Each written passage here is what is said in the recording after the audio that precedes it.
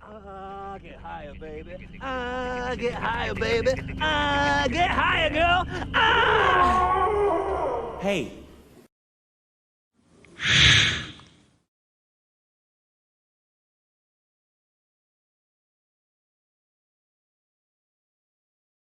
Hello, everybody, and welcome back to the Knights of the Pageless Library. Today, we're going to go back and look at a really bad book, and me and Ryan are just going to bring up our grievances with it. This is Ready Player One, Part 2. This time, it's personal. And the first thing I really want to talk about, because I think you probably agree with a lot of this, is like it's set in this game, quote unquote, but like the game rules make no sense in in the Oasis. I feel like they don't have any cohesion to anything. I don't really either, and it's like there are rules, but it's almost like there's no rules, basically. Like if you own the like the space, right, you can like set it up how you want, like if it's magic or technology or whatever. But I don't. But like people can kill you and take your stuff away from you. So I don't really understand. And like you pay real money for things, but in certain parts of the world, like death is permanent. And so you're like losing like real money all the time, and people can just take it. I don't really understand that. Like why? And your Oasis character's tied to so many things. Like why would it be that you can kill a person who like works a job in the Oasis? I didn't really understand that. It's like your Google account, like I was telling you. It's linked to everything. So just real quick, I just want to take a step back here. We got a little ahead of ourselves. Welcome back, everyone, to our Pageless Library. And today we're doing the part 2 of our long-awaited, part 2 to this Ready Player One book. We stepped in just a little bit a couple months ago, I think, and did a quick turbo episode on the kind of our thoughts on that one, but we promised everybody we'd get back to it, and so here we are. We're gonna get back at this one. So right out of the gate, you can tell neither one of us really liked this book, which is interesting because as I kind of look real quick, on Audible's website, this book has amazing reviews. It got made into a movie. Yes, you're right. But it has very, very high reviews. So we're going to be going against the grain here, which is fine. And we'd love to hear from anybody else if you have any thoughts on this one. Bring it on if you think this book is good. And we'd be more than willing to have a conversation about that. I'll totally hear you out, but you're not going to change my mind. Sitting outside with the change my mind sign. Ready Player One is trash. Change my mind. Anyways, let's get back to what you're just talking about. So what I picture, like with what you're saying in the Oasis, in this game world that they all play in and live in, essentially, is on that South Park episode where they're in World of Warcraft and the dude's just going around killing everyone. What is really too? Because there's nothing to stop people from doing that in this game. Well, and as far there's no like cops or anything, and like I know from my extensive video game experience, if somebody can do something to you and they know it's gonna like make you mad, they're gonna do it. Oh yeah. And that's so I know comes from. In this world, there would be like people camping outside, like waiting for people to come into the PvP zone just to kill them. Yeah. So like when what's his face Parzival, when he like, whenever he ports away to somewhere that's like a PvP zone, I just pictured like that dude from exactly that guy's character from that South Park episode with this no clothes on, a helmet and a dagger. And he's just waiting there, so as soon as people step out of the portal, he just stabs them and takes exactly. I imagine like the portal, like him coming up, and there's already a gun to the back of his head as he's materializing. Like that's, right. But that's what people would be doing. Yeah, there's a reason that back in the day when you played, like Halo, guys knew the specific spawn camping points, and I knew them. Yeah. You could go into the forge and look at where they were placed on the map. Yeah. So you'd spawn and you're immediately getting like, assassinated. And you're like, seriously? My screen just popped up. Yeah, but in the Oasis, it's basically you're killing people essentially. Like they're fully gone. Because I mean, like later in the book, like people die and they're like heartbroken that their Oasis characters are gone forever, and I don't. Yeah. That part makes no sense to me. No, That would and be that like if somebody could just get rid of your Google account and you could never make the same one. Right. That part in the book actually is a part that pisses me off too. When they're like, it's whatever that Daito and Shoto, when the one dies in real life and then the other one when he dies in the video game and the Parzifal's like, he just killed Shoto or whichever one it was. I'm like, well, no, he just killed his video game character. That's all. So like, but Yeah, you're I mean, essentially you right. didn't know He- that they killed him in real life. Oh no, I mean, I'm talking about when the other one dies only in the game.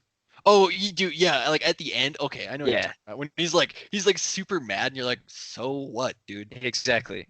He I mean- died in a video game. Okay, why are you emotional? Right. And that's that part it really bothered me. This that was part that bothered me about this book too, big time, is the main character, whatever his name is. I don't even remember his name. I probably should look it up real quick. Wade Watts. There you go. Wade Watts. Oh yeah, because he sounds like a detective or something. No, it's From, like, the it's like 1930s. Superman.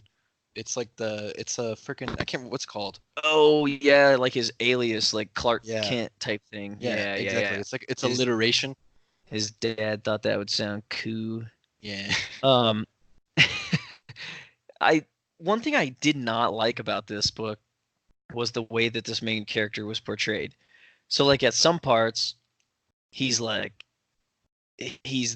nerdy, fat, poor kid, who lives in this ghetto ass trailer park and stuff, and then I get the progression. He finds the first gate, he makes all this money in the Oasis, which is also real life money somehow, gets all these sponsorships, whatever, and then he moves, whatever.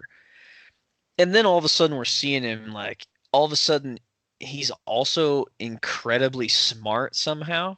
It just comes up out of nowhere that he's like, by the way, he's like Einstein smart. He can outsmart anyone in this book. And I didn't really understand that. How did he get so smart? Well, I mean, they portray him as knowing like a lot about fucking Halliday and stuff like that. But then he's like a mastermind at like hacking and fucking like all this other stuff that like Right, comes out of which- nowhere. You're like, I had no idea you could even do this. Because in some Exactly. parts he's totally inept and like a moron for no Uh-huh. reason. Exactly, and that's kind of what I'm saying. Which brings me to my next point. We have talked about this at length, but I'm going to bring it up on here anyways because it bothers me. So Halliday, who created the Oasis, he was like 60 some years old when he died, right? Yeah. And then he released his almanac or whatever with all of his like favorite things. It was like his journal of like his life. So these Gunters who are searching for his Easter egg, like Wade, they know all this information about him. And every time something comes up, like, oh, that's right, Halliday loved this song. It was in his blah blah blah. Like they name all the stuff off. It's like, it's always like, and and I've listened to that album, but I know that album by heart, or I know this movie by heart, or I know this book by heart. And all these things kept adding up, and I'm thinking, you're talking about a person who had 64 years or whatever to accumulate all that stuff. But now you're telling me this person has been studying it for 5 years and they know it better than that person. There was not enough time in 5 years to have watched all the movies he claimed to have watched. Or Like- read the books or played the video games or And because I mean and this he- whole book is about like just freaking 80s media. yeah, whole thing. 100%. It's just it is literally an 80s circle jerk, which is exactly how I've described it to you before. That's all it is. But it's like in the future, but it's like 80s for like I get it. Okay, that's when Halliday grew up. Okay, it makes sense. But I don't understand why you're using like this virtual reality world as like your basis for it all. I don't. You could have told the To story in a recreate different the way. 80s. Yeah. Yeah. Anyway, didn't yeah, but really I follow know you. what you mean. Like that is really frustrating that it's like there's no way you could have done all these things that fast. And one thing I want to talk about too, like the egg in like the whole idea of like you have to get all these keys and stuff. People would have had it figured out before he was done talking. I feel like Yeah. there's no way. Like if a 12-year-old girl can like hack into this unhackable software in 5 minutes, somebody's going to be able to go into the code of this Oasis and figure out how to open the gate before Halliday's even done with the video in the beginning. It would be Yeah. they would Yep. already have figured it out. And that's exactly what we said. That's how it would have ended. Is Halliday would be giving his speech on the news or whatever, and another thing would pop up and be like, "Oh yeah, I figured it out already." And Like, I don't understand why like the beginning it's like, oh, nobody's made any progress at any point, but we're going to start the story right when people make progress out of nowhere. yeah, I didn't understand like how it was so hard to find the beginning, but then once they get rolling, they like find the other things like super fast. And he just happens to be good at all the video games he keeps encountering in these things. yeah, that really bothered me too. Also, what was even the point of skipping 5 years? I don't know. 'Cause Like the I don't main- understand that either. Like to make it like, oh, this is super hard to crack. Nobody can figure it out. Is that why? I guess because the main character doesn't. Is it to show that like, yeah, 5 years later, he's still poor and he's only like level 3, and like to show that he like sucks, like to start him that far behind. I I guess guess. that he was like the underdog. Also, But he basically finds the first gate and catches up. immediately, yeah, and it doesn't make any sense whatsoever because now all of a sudden he gets the money, so now he Yeah. also apparently has time to power level his character to the highest level right away.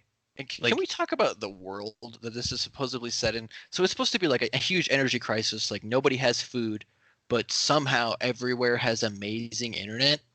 That's yeah, that's what I said too. It doesn't make any people- sense. People listening to this can probably tell that I live rurally because and my voice probably cuts in and out every once in a while because my internet's not that great, and I live really close to a city. So Yeah, and you pay good money for the crappy internet. exactly. So now you're telling me apparently in this future, which is not super far in the future, it's like what 2030, 20 Yeah, 20 something something like like that. So you're telling me all I got to do is wait like 12 years and I should have free Wi-Fi out here too? Like yeah. I don't. That doesn't make any sense to me. no, it And didn't I make feel like a lot you of would sense to need. me I either. know it's in the future, but I feel like you would need an amazing computer to be able to do the Oasis at all. Yeah, and he's talking. So it doesn't make any sense that you can really even play in the Oasis without the haptic rig thing. Yeah, well, like when he has like the gloves in the beginning. Yeah, yeah. Because it's like it shows his like facial expressions and shit, and I Right, didn't so- really understand that. yeah, and how could you play without that stuff? I don't understand how you could even play without any of it. Yeah, then he's playing on these he like mentions- busted ass laptops. Yeah, but he mentions like that they play sports with like haptic gear on. I didn't really. I was like, how would that work? Well, apparently you'd have to have one of the nice ones like he gets later in the book where he's Oh, like with, like, a suspended. treadmill? Yeah, apparently you'd have. Apparently anyone who plays sports in the Oasis has to have one of those, which it was also he described as like crazy expensive. So yeah. How are people affording this if the whole world is like basically garbage? Is what he makes it sound like. And that's exactly what he describes it as. He describes it as like basically everything went to shit, and now there's like the one corporation runs like everything. It was Well, like the and- IOI. And when he goes to IOI later, like people are happy to work there because they get food. Yeah. Which So brings me back in time a little bit. How did this dude get fat in the first place? dude, I'm glad you said something about that because yeah, there were no fat freaking starving Jews in Auschwitz. There wasn't any. Exactly. Yeah, I didn't understand that he's like fat, but he's like in the beginning he's like fat, but then he's like climbing down the outside of the stacks. Like, angrily. Yeah. Like okay, Yeah. bullshit. I've been fat. You cannot do that. Yeah, that's what I was thinking too. I was like, I don't think the person writing this remembered that they described him as being fat. I feel like the only reason he only mentions like a couple times that he's fat is like so this kid is self-conscious, right? He's like, oh man, I'm this fucking fat piece of shit, and I don't know why, like, but it does, and then he just like loses the weight and it's fine, and it never comes up again, ever. Yeah, it never comes up again at all, and somehow he works out in the Oasis, which bothers me too, like to no end. Like, and he like, I feel like this book is really bad about like describing shit that you do not care about at all, and it goes on for forever. Like when he's talking about like his meal delivery service, it's like, okay, I don't need to know that like it has to go through 2 doors to get to your apartment. I don't care. Yeah. Why are you telling me about this? I do not care. I agree. And there was a lot of parts in this book where he goes off on tangents describing things that do not really have a lot to do with the main story. And he'll talk about like a specific piece of media or a TV show that is not relevant in any way at any point during the journey, but he like spends freaking 20 minutes explaining fucking like, I can't even think of a good example. Some stupid show that was like super obscure and only in Japan, and he talks about it for like 20 minutes. It's like, okay. Right. And then, but then it doesn't come up again. He just like explains something that he sees. You're like, oh, okay. Well, I don't care. Oh, what else? Yeah, and then I really dislike towards the end of this how he like, you know, the only way for me to beat IOI is I will completely create this false identity and get arrested and go into their headquarters and do all this stuff in a matter of like a few days. It's like, that's the kind of thing that really bugged me. It's like, wait a minute, where in your brain does that stuff fit? Because you spend all your time memorizing all this 80s shit for the game. So and he like knew perfectly how to trick them because like his room is cameraed. But he like figured it out immediately how to freaking make it so they don't see him. Right, and how would he have known that? How would he have even known where the cameras are? He bought plans, right? Like he like bought plans to the building ahead of time. Yeah, that's what I thought. Off the dirty dark web, yeah. Right, and he got like access codes. I mean, but like it was somebody who used to work there, so I feel like if somebody used to work there and doesn't work there anymore, wouldn't they change all the passwords and shit? Or how did he know like they haven't since added a different camera in the bed or something like that? Like, I guess, you know, because story, basically. Because story. The author had to make it work, so which apparently I'm gonna give it credit. I do like that part though, when the like the bot like takes the bomb and just blows the shit out of the guy that's like controlling the force field. I thought that part was kind of cool.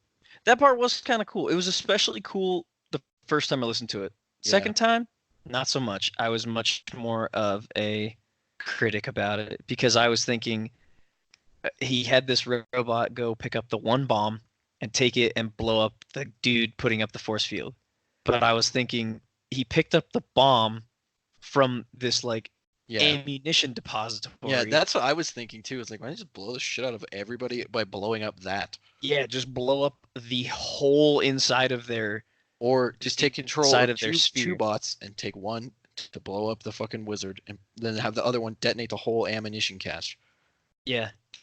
Like, like, oh, I'm a genius. Like, well, you didn't do the smartest thing. They missed a golden opportunity because I feel like that'd be hilarious in the movie, which I don't think any of that stuff's in the movie. No, I haven't seen the movie, so I don't know.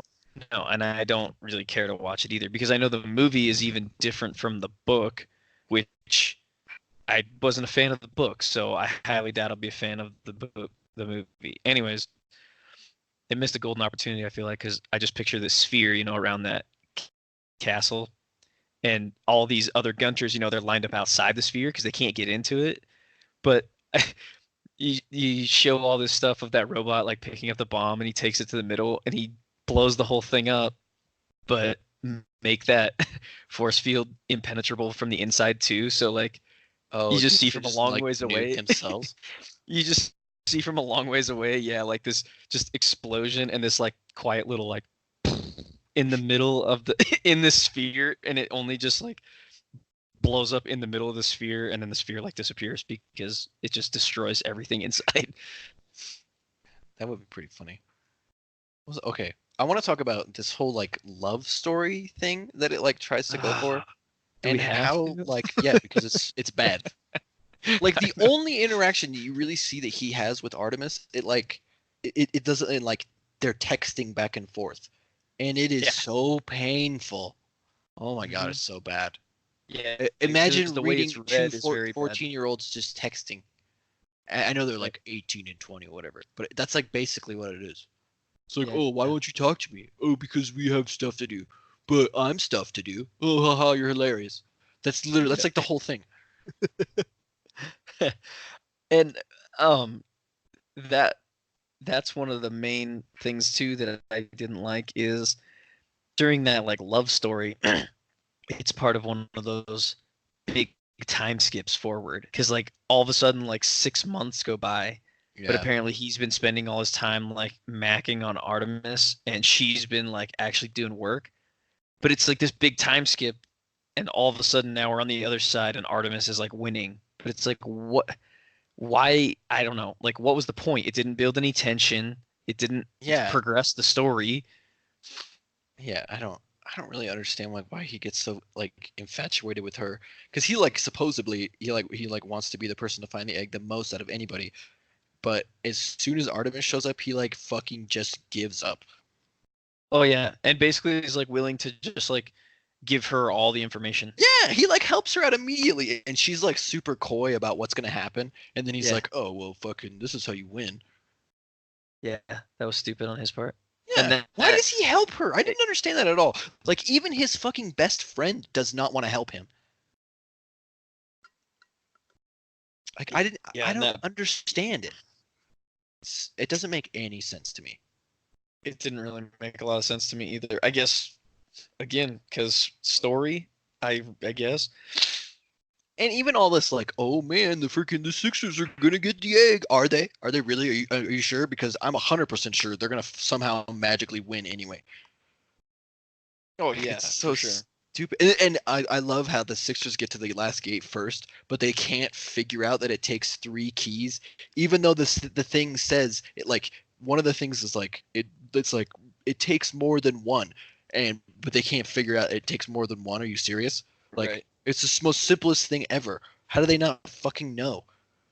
Yeah, and I they didn't supposedly have understand. all these experts Yeah. working on it at the same time. Yeah, like, are you kidding me? So there's people who have literally like spent their lives studying Halliday just to find this egg, and they're outsmarted by some kids. And Right. the freaking other place has unlimited resources. Exactly. It doesn't make That any was yeah. sense. Mm-hmm. It does. I get it. It's like, oh, the bad guys lose, good guys win. It's like, yeah, but I mean, most of the time the bad guys just win because they have more than you. And in this, especially in this circumstance, I feel like they would have completely won for that reason. They had the most resources and the most time, essentially. Yeah. And when you have, sense. whereas like with the main characters, you have like Wade and Artemis and H and Daito and Shoto are essentially like your 5 main characters, sort of, because Daito and Shoto, I can't really even count them. No, I mean they're like part of the top 5, but they don't really interact with them very much. Right. So if you're talking 5 people, essentially working solo, aside from Daito and Shoto, so put that against like the Sixers, which is like thousands of people working together towards the same goal Every fucking day for Yeah. 5 years. Yeah, 24 hours straight. Yeah. You can't tell me they wouldn't have figured it out first. You can't. Yeah. They would have. I'm telling you, they would have fucking torn the code apart. Like it doesn't. I don't understand. Like it's not a real world where like it's not a fucking old school video game where you have to fucking up down down A B fucking get extra lives. Like that's not. It's a code. It's like it's like a program. Like why wouldn't they hack it and like Well, and that's look just for it. inconsistencies? They would totally That's- figure it out. That's the first thing I thought too, and I don't know much about coding, but from the little bit I do know is anybody who would know code would know how to go and look and see something that has either been changed recently or that doesn't match like what else is supposed to be there. So like they'd easily be able to go in there and see, oh, the code on whatever Ludus, the school planet. Oh, this weird little thing over here, this is not a school that's coded in. Let me see what that is, and go into the code. Oh shit, okay, this was put here by what's his face? The Halliday. Halliday. Yeah. Oh, okay. Well, then that's clearly where I need to go. And then they could find it that way. Or they could just jump right to the end of the coding. I mean, basically, because if someone could write it in code, someone else could decode it. That's what it comes down to. I mean, okay, maybe there's some sort of futuristic software that's like specifically for the Oasis, and you can't just access it. Okay, fine. But there's no way that the whole every single part of the Oasis would be combed over, and especially like Ludus, where there's so many people going to school. You're telling me like somebody didn't stumble across this thing on accident? Exactly. There's no fucking way. There's no because way. Wade, you can guarantee Wade is not the only person out of all those schools that doesn't have enough money to get off the planet. Yeah. Therefore, exactly. So there would be a bunch of only people fucking running world they can around even there. Look at. Yeah, there'd be tons of people just running around all the time, all over the planet. Yeah, I don't really get that at all. Yeah, there was a lot of inconsistencies to the book that basically is what draws my conclusions to not like it. I mean, yeah, the rules make no sense. Like that's the first thing I even started talking about. It's like the rules in the Oasis are not consistent at all. Right. And like I feel like they don't give freaking random people enough credit of like how much power they actually have with just the internet. And there's so many things that people can do all over the world with just the internet today. And you're telling me like these people in the Oasis would figure it out so fast. There's no way. Yeah, and I mean, for me, the entertainment value is just not there in this one, especially with this book being almost 16 hours long. A lot of it is just, especially, I mean, I guess the first time I listened to it, it was much better than the second time. I actually liked it the first time I listened to it. But then the second time I come back and you realize how much of the book is just talking about other media that is from the 80s. And so I don't even really relate with it that well. But like that's like 60% of the book is just talking about other media or like video games or Dungeons and Dragons or frickin' books, movies, like TV shows, artwork, music. It's just like talking about things that Halliday liked. That's it. It has nothing to really do with this. It's not. I guess you're world building a little bit, but it's like just you're just reading 80s history to me, and I don't like it. I don't care. Right, and it's kind of like I think you said this in our first episode on this is like, who is that targeting? Yeah, exactly. Because people who grew up in the 80s are not going to be interested so much in all this video game story nonsense. Right, and I think I talked about earlier too. And then there's like this teenage love story. So this is more targeted, I feel like, to like 13 to like 18-year-olds. But 13 to 18-year-olds don't know anything about the 80s. I was going to say they're not going to be that interested in all the 80s stuff, right? And the dads who used to play Asteroids and loved the 80s don't care about this love story. Yeah, so, exactly. Like, who is this for? It doesn't make any. Is there so many like? It feels like he was like throwing darts at a dartboard. And he's like, I need to include 5 things in this book: love story, 80s references, futuristic, dystopian, underdog story. Okay, that sounds like a good book. Yeah, boom! I got this. Let me make sure I throw in all my liberal beliefs though into this one too, because that I didn't like that part either. That he slowly is like, yeah, global warming wrecked everything, and we just didn't take care of the environment, and now we're all fucked. Like, okay, but then I understand like global warming is a real thing, but like it is so blatant that he's like, oh yeah, the world we're on right now is so fucked. But he like it's like he sneaks that in there like in the beginning. Yeah, and he says the glass is over. I think it's fine. It's cool. You didn't even say that. Yeah, and then he sneaks all that in there because that's like how he sets up his dystopian future. Then he and then we get into the meat and potatoes of the story. Wade doing all his stuff, but then like a couple other times in it, he like brings it back up again, like when Wade travels to the city and he like sees how shitty the world is. It's like oh yeah, I forgot that this world is completely terrible. And I mean, I But get it. Like Wade's hiding in this oasis, right? Like he doesn't want to go outside. He doesn't want to like interact with people for real. He like wants to be in this oasis, yeah, which obviously that's why it's named Oasis, right? Because oh, it's the best part of the fucking desert. nailed it. Yeah, Actually, it stands for so something. shitty. Yeah, it does. But I Oasis mean, that's stands for obviously what something. it. I could not tell you. Yeah, But I mean, that's what he was going for, right? It's like, oh, it's fucking. yeah, for sure. The world's so shit. But like, I don't understand why. And he needed to make the world so shitty, but then like all this Oasis shit works fine. Like, how would the story be that much different if he just like talked about a really poor kid in, like, instead of having this quote unquote shitty future that we rarely see? Like, why does it matter? That's kind of where I was with it, as well, because yeah, he's plugged into this thing all the time. So technically the world around him doesn't affect what's happening in the Oasis, essentially. Because from the beginning of the book when he's poor to the end of the book when he's rich, we're not really getting that he's having any different like circumstances within the Oasis. Yeah, so what difference does it make, I guess, like you said, what difference does it make if that's kind of where I think the liberal democratic agenda came into it, basically.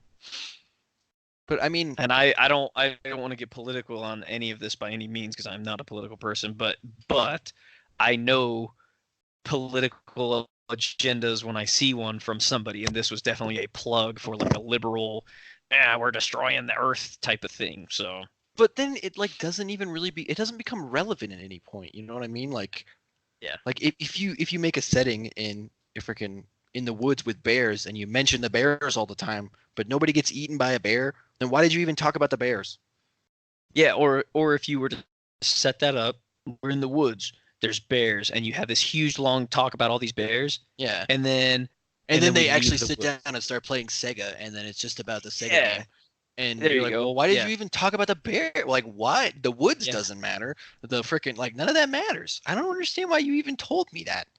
See, and what's kind of sad about this is I was interested in the world setting when he first started describing it. Like, dude, the stacked trailers, that's crazy. That's a crazy cool idea. And yet we don't get any elaboration on any of that. Like, no, he's literally there for like 5 minutes. He like climbs down, right? And he goes to his secret hideout, and he just gets on the Oasis, and then they like cut to blowing up the stacks.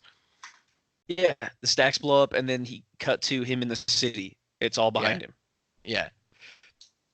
Yeah, but then it fucking talks about his workout routine forever. It's like, oh, okay, you mentioned you were fat like one time. Okay. I'm gonna jump way up to the end too here, and I mean, we're definitely going all over the place. I feel like I'm just talking about why I think this book is not good from like a writing perspective.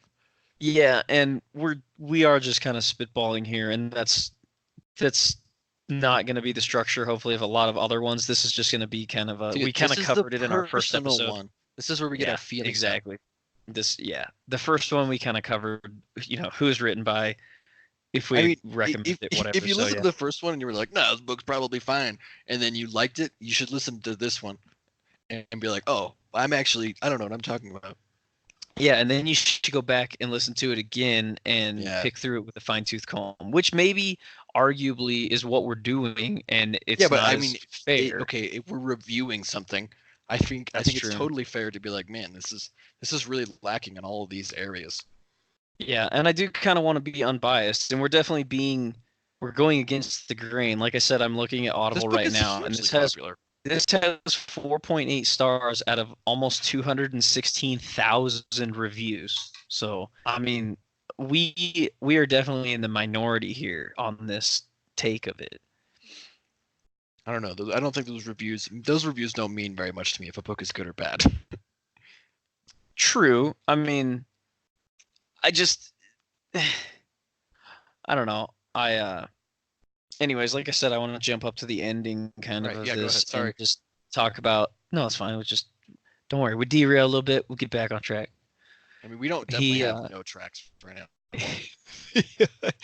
The at the end, when all is kind of wrapped up, said and done, and he like, takes off his freaking goggles that he'd been plugged into this whole time, and he meets H like in the real world for the first time, and then all of a sudden it's like, I didn't actually really want to, for the first time I didn't want to get back on the Oasis, but what it should have said is, and then we stood at, who's the other guy? Og. Oh yeah. They're at like his house, in Portland. What it should have said is, I walked out to the balcony of Og's, and he meets Artemis, and she's beautiful. And then I looked out at the cityscape of all this just shithole of a city, and I realized I wanted to go plug back into the Oasis, because that's what we should have been seeing, because he built it up to be this terrible world, and yet at the end, that's all of a sudden irrelevant again. Yeah, it doesn't make a lot of sense. I mean, I guess what he's gonna take all that money he just went and made, and he's gonna go like save the world. Is that like the point of that? But I mean, if the world is so shitty, wouldn't have somebody already done that if they had the money? I don't know. I would like to think that about right now in today's society. But that's very true. I don't know. Oh, I don't man. think rich people want to concern themselves with that. Yeah, but I mean, okay, like if the whole world was like falling apart, I feel like somebody would be like, I have enough money, I could probably make it a little bit better for most people. So, and there are a lot of rich people I know. I'm not that I know. You I'm know them? I knew absolutely not. I don't know any rich people. But and a lot of rich people, they donate to a lot of organizations and stuff, which is great. It's also a great tax write-off for them, which I think is why most of them do it. Never mind. We don't need to talk about charities right now. This kind of, I'm gonna go off on a little bit of a tangent here, because I feel like 1984 did a little bit better. I know that book's been done with a fine-tooth comb by a lot of people, and I don't think I'm in any way qualified to fine-tooth comb that book. No, but can I just say this first? If you've heard of 1984 and you've never like read it or listened to it, you have to. I don't. You'd be like, oh, I don't like. No, you don't get a choice. You have to somehow consume that media, because it's going to change the way you look at a lot of things.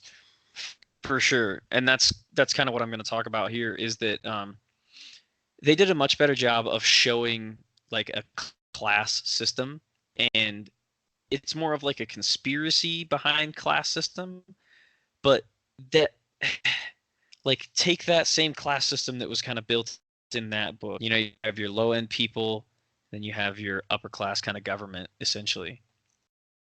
That's what we should be seeing in this book too, especially once the world gets this. They never shitty. Like talk about rich people. seeing those class systems, right? No, they don't at all. Other than like IOI, like all we hear about is IOI, Halliday, and Og. Those are the only people we hear about having money. So it's like, I mean, he talks about like that he's shitty at the Oasis for like 10 minutes until he becomes like a baller and has all this money and is like literally one of the best people in the whole game. But so it never really comes up to like, okay, he's poor, so he's not able to do anything. Right. Yeah, but I mean, you're right. 1984, great book. Go listen to it right now. It's definitely on Audible. It's real good. Yeah, we're not going to review that one like because we're too much of plebs, and we cannot. I don't want some history teacher being like, actually, this is a breakdown of fascism. I don't need that, man. Just you're right. You're right. We don't know anything. We're just two dudes, so we don't want to talk about it. We might talk about it because, again, we're here to evaluate entertainment value. That's what we're trying to talk about. Now, it's taken us a long time to talk about some entertainment value, but like 1984 is a entertaining as well as like eye-opening book, which is incredible in a lot of ways. I mean, I found it impossible to put down. You like have to know what happens. But in this book, Ready for Player One, you can put it down immediately and save yourself a lot of heartache. Just skip to the end. Yeah, don't even do listen to that. the last like 10 minutes. You can Yeah, skip to the just- end of it being in the garbage as you throw it like a frisbee, and you like set the can up in the middle of your living room just to sink it in there from a long ways away. That's the only joy this book will give you. Dude, we live in the modern age. You just hit the little trash can button and it throws it in the trash can for you on your phone. And your fridge comes up and pours you a beer and drives away. If only. Well, okay. Let's get back to talking about Ready Player One. Okay, well, that's something else I wanted to talk about that I find annoying. Okay, I like the reveal of H. I was like, so, like, I'm not shocked. I don't care. Dude, why did it again? It was plugging that liberal agenda. That's I know, what that but, like, was. That's all. You're right. It was so like out of left field. It's like, oh, his best friend is actually black and she's a lesbian. It's like, so what? Who cares? Like, I don't care. Why do you? And then they have like a freaking 40-minute conversation about it. It's like, so you can just move on. I thought the same thing, but then I went back and I realized when this book was written, and it was written in like 2011. So you got to remember, we're in a much more accepting year, essentially, than not even 10 years ago. So in 2011, when people were reading this and they read that, they were probably like, "Oh my god!" But I agree with you. If somebody had that reaction to Ready Player One at any point, like, you must enjoy like watching popcorn pop. That's true. I guess it would have had to have been in like the 70s, I guess, to have read it and got that reaction, because it's He's friends with a black person. I was gonna say, so what? Yeah, which part is surprising? The part that she's black. I mean, okay, they make it. Not. They set it up so H is like a male, but it never really comes up anyway. Like, any of that comes up. So that's just the thing, though, is like he's also alluding to parts of that the whole time, because he doesn't bring it up with H because he just assumes H is a male. Oh, like, are you talking about when he's talking to Artemis and he's like, "Are you a guy?" Oh, dude, yeah, you're right. Okay, that's fair. He's some fat guy in his mom's basement named Chuck. He keeps saying his name Chuck, and I'm like, yeah, you're right. Usually girls don't pretend to be dudes and catfish people. Right. You're right. I didn't think about that. Okay, this book gets 0.5 of a better score. That's the only reason I think that it was like, but that also kind of brings it up as to why it shouldn't be that surprising, because I was. Were you shocked? Honestly, were you shocked the first time? I mean, I was more shocked at the way they revealed it as being like so dramatic. Yeah, I was like, I was kind of like you. I was like, okay, can we move on now? Because none of those things, like, what is that supposed to do for me? I mean, like I said, they're like on the way. Am I supposed to be shocked that they're black? Battle. So they're like on the way to the final battle, and then it's like, oh, derailment for 40 minutes while I talk about H and her past. It's like, oh yeah, you're like getting to the peak of the book, and why are you slowing it down, bogging it down with just random nonsense? Yeah. No, it wasn't random. It was to plug that liberal agenda, because remember, H's mom told her she should be portray herself as a white male, because white males have so much, they have it so much easier. So it was plugging that liberal agenda. So, straight white male privilege. But he never talks about, I guess, anybody having any ethnicity in the Oasis. No, it's because you can be a fucking alien in the Oasis if you want. Exactly. So it doesn't matter. I don't. Are people really that prejudiced? I don't know. That's what I mean. Like, those aspects of it shouldn't matter anyways, because people in the Oasis should know that just because your avatar is a straight white man, that you yourself could be an alien at the computer being a straight white man in the Oasis. It has no bearing on anything. Hello, fellow humans. I am also a human. Like that South Park episode with the robot dude, when he's like, "Your human money." I mean, money. Just what episode is that? It's the Trapper Keeper episode. Oh yeah, I do that. Okay, yeah, that's solid. The Bill Cosby. He calls himself Bill Cosby. Oh right, dude, that's right. Oh my god, that episode's hilarious. Okay, South Park is a good way of like an example, like what I was talking about, like showing media, but like making it relevant to Oh, sure, the actual yeah. story. Yeah, and that's because I think that's what they strive to do is each week they're striving to take things that are popular and turn it into a funny episode about that. But they do it in an incredible way. Um, Oh, okay. Just because you said funny, is this book supposed to be funny? Because it's not. I don't know, and I had that same question the second time I listened to Yeah, it. because The there's he first time, says like a lot of dry jokes, but they're never funny. right? And I I agree. mean, a lot of it's like quoting '80s stuff. Yeah. I don't know. I don't know if it was supposed to be funny or not, but it did not come across that way if it was supposed to be funny. Yeah. Not to me, I guess. I must have the humor capacity of a wet dishcloth. Dude, wet dishcloths will laugh at anything. Oh, shit. Okay. I think I got it all out. I I can't think I think of did too. anything else that I am just mad about. I was gonna say Okay. I don't know if I feel better though or if I feel worse now. I want to know how this got made into a movie, honestly. I don't know if he made it into a movie. You know how sometimes people Somebody, just and maybe like, they just sold the rights. Hey, man. yeah, and I don't know that would be my guess, especially considering that the it doesn't really like it follows the general story as far as I know of the book, but like as far as how everything plays out in the movie, it's completely different. I'm pretty sure. And I feel like it has I'm gonna call it Detective Pikachu syndrome because I saw Detective Pikachu recently, and like the movie looks amazing, but the storyline is terrible and makes no sense. And I feel like that's Yeah, what the Ready Player One, because a lot of the stuff I've seen looks really cool, but I feel like the storyline probably isn't. Even if it's like the book, it doesn't make a lot of sense. right. And I feel like um that's just it. It's people go and maybe the movie is worth its entertainment value because it has amazing visual effects and stuff like that. So maybe that part of it is entertaining, but like you said, the story could be about anything and it's still going to look amazing with as much money as they poured into Right. it. I mean, maybe people love that stuff, and we're totally wrong, and our opinions are garbage, and you should never listen to us.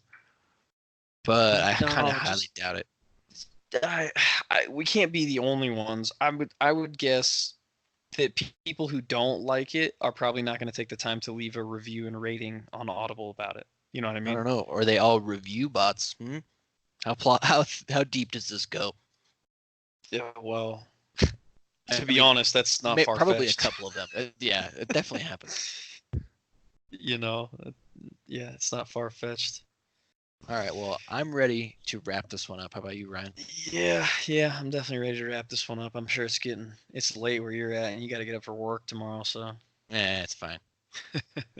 All right, well, I'm pretty much done. Yeah, so why don't you give it a sign off, Ryan? Say the email out there. yeah. So if anybody wants to get a hold of us and have a conversation about this book or any other ones that we have reviewed or will hopefully review in the future, you guys can email us at kotpl.pod@gmail.com. You can get a hold of us on the Facebook page. Drop us a message over there. Which is Knights of the Pageless Library. Knights of the Pageless Library. It's also Knights of the Pageless Library now on YouTube. I recently got that up and going. Only the first episode is on there. I'm working out the details, getting the rest on there, but that'll be another place if people want to get in touch with us. You can do it over there. So yeah, hope everybody enjoyed this one. It's a little bit long, a little bit. You just getting our emotions out there. This So one hopefully wasn't even that long compared to some of them we've done. That's all right. We're still trying to get our feet under us, and trying to figure out this whole podcasting thing. So hopefully Anybody who comes along with us for the ride can at least enjoy it. Like I said, we're all about entertainment value here, so hopefully. And I want to someone also gets a say little bit of entertainment.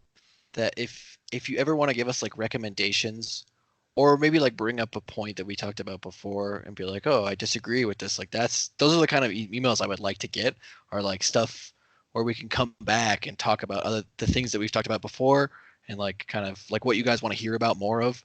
Or yeah, I like definitely I feel like recommendations is a good one. And Yes, me and Ryan, I think, are gonna try and like give you a heads up for what's coming up. So if you want, you could like listen to it ahead of time, because we're gonna try and do like a week between episodes, maybe a little more as we get a little faster. So next we're gonna do Solaris, which is yes. I'm gonna spoil a little bit. I like that book a lot. I don't know how Ryan feels. He's not gonna tell me yet. But I was we gonna used to say I'm gonna we kind of disagree about it. So I'm gonna save it for the episode. oh yeah, you should, have a because chat about I it don't know there. how you feel about it all. But okay, I think I'm done. I'm ready to sign off. I was just gonna just touch on something you said too, just with the recommendations and stuff. We could also start doing similar to what Bonfire Side Chat does with their like appendix episodes. So if we get enough, that's a good kinda- idea actually. I was just thinking, so like if we got enough comments and stuff on this, say this Ready Player One episode, enough people telling us things that we had enough content to make a new episode about it, we could do a Ready Player One appendix and essentially go back and like either answer your guys' questions or what have you. I don't want to call them appendixes though. No. We would If we do another Ready Player One, it would be part 3. This time the crowd joins in. yeah, something to that effect. We'll come up with a I'll clever try and name. come up with a Don't worry. snappy title each time. All right. Well, yeah. Thanks anybody who made it this far. So Yeah, all 6 of you. We're very pleased. Catch you guys in the next one. Bye.